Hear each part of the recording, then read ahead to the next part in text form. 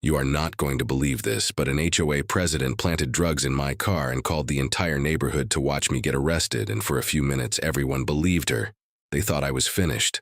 They thought my life was over, but what happened next changed everything, and if you enjoy real stories where power gets exposed, make sure you like this video and subscribe to Karen Stories Daily, because this one gets intense.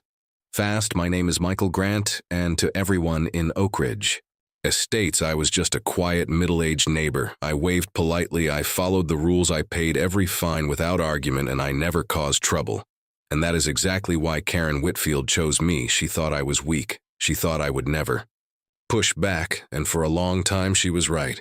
Karen was the kind of person who needed control to feel important. She was the HOA president, but she acted like she owned the entire neighborhood. She walked around in bright suits giving orders like she was running a private kingdom. Every small thing became a violation: grass too high, car parked slightly off-angle, flowers not approved by her rules, and every time she fined someone, people just paid it because fighting her was exhausting, and honestly, most people were scared of what she would do next. I saw it happen again and again, neighbors getting targeted over nothing, families stressed over pointless citations, and still no one stood up to her, not even me at least.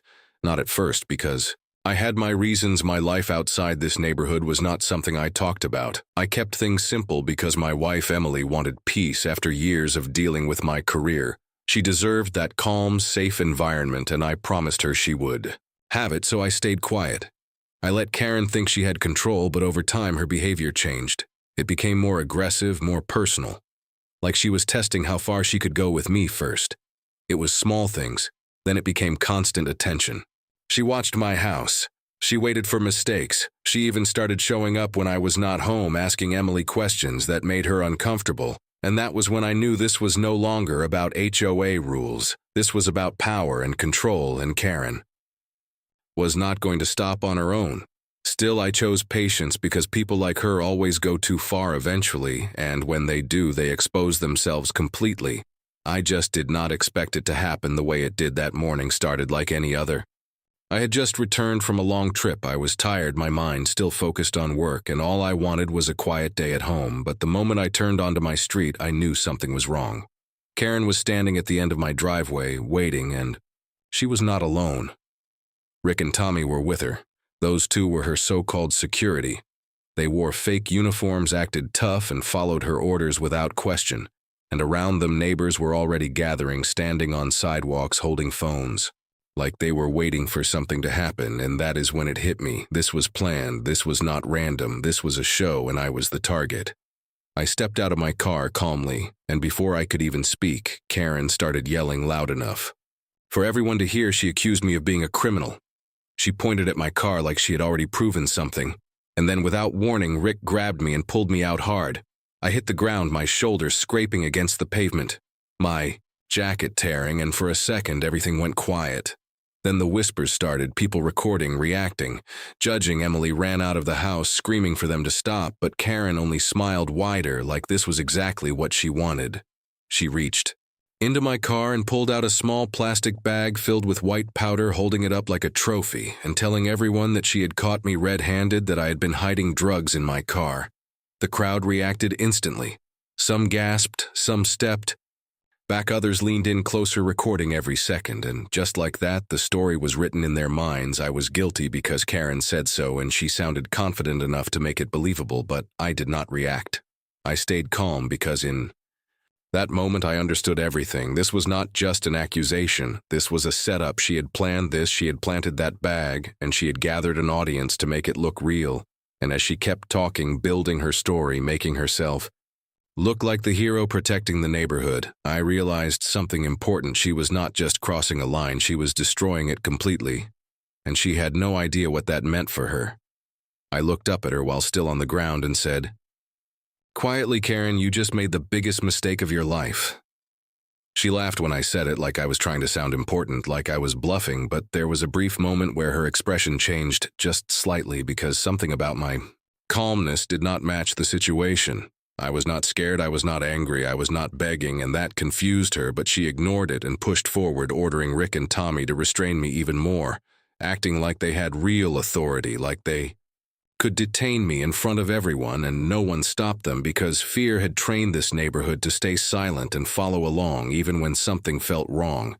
They tied my hands and started dragging me toward the clubhouse while Karen walked ahead announcing that justice was being served, turning everything into a public event like she was putting on a performance, and people followed because curiosity is powerful, and no one wanted to miss what they thought was the downfall of a quiet neighbor who suddenly became a criminal in their eyes. Emily kept trying to reach me, her voice breaking as she argued with Karen, telling her this was wrong, but Karen shut her down immediately, threatening her with charges, calling her an accomplice. And that moment right there showed exactly who Karen really was. Not a leader, not someone protecting the community, but someone abusing power without limits inside the clubhouse. The atmosphere changed. It felt heavy, tense, like everyone knew things had gone too far, but no one wanted to be the first to say it. Karen placed the bag on the table like it was solid proof and started speaking again, repeating her accusations louder, stronger, trying to hold on to control as small doubts began to form in the room. Rick stood next to me, gripping my shoulder while Tommy blocked the exit, acting like a guard, and I sat there silent, watching everything unfold, because every second mattered. Every word she spoke, every action she took was becoming evidence against her. And the more she talked, the deeper she dug herself into a situation she could not escape.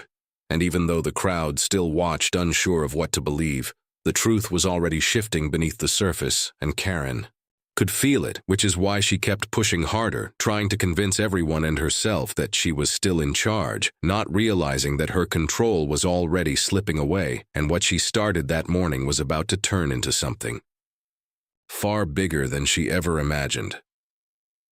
Karen tried to hold on to control, but you could see it slipping the moment my phone lit up on the table, and she grabbed it thinking it was just another prop in her story. But when it unlocked and my deputy director's voice came through confirming an active protocol and an extraction team on the way, the entire room went silent. The same people who were whispering about me just seconds ago were now staring at her. And for the first time, Karen had no words. Rick stepped back.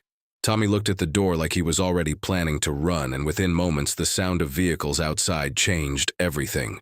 Black SUVs pulled up, agents moved in with precision, and the performance Karen created collapsed instantly. My team entered, identified themselves, and took control of the situation like it was routine, because for them it was routine, but for everyone else it was a shock. Karen tried to laugh it off at first, saying it was fake, saying I was lying, but no one believed her anymore, not after what they just heard and saw. The evidence was clear. Her fingerprints on the bag, witness videos from multiple angles, and her own words recorded as she claimed to be the law. I stood up as the restraints were cut and adjusted my jacket, looking at her calmly while everything around her fell apart.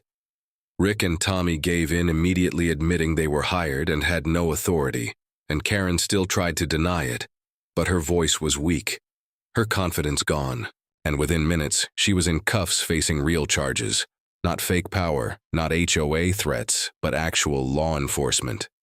And the truth she ignored for so long finally caught up to her. The investigation did not stop there. It exposed months of harassment, false fines, misuse of funds, and intimidation across the neighborhood. People who stayed silent before finally spoke up, sharing what they went through and building a case stronger than anything Karen could fight. The trial was quick, the evidence overwhelming, and the result was exactly what you would expect. She was found guilty and sentenced, while those who helped her took deals and testified against her, and just like that, the person who once controlled everything lost it all. Oak Ridge. Estates changed after that. No more fear, no more pointless rules, just people living normally again. Emily replanted her roses, and this time no one touched them because everyone understood something clearly.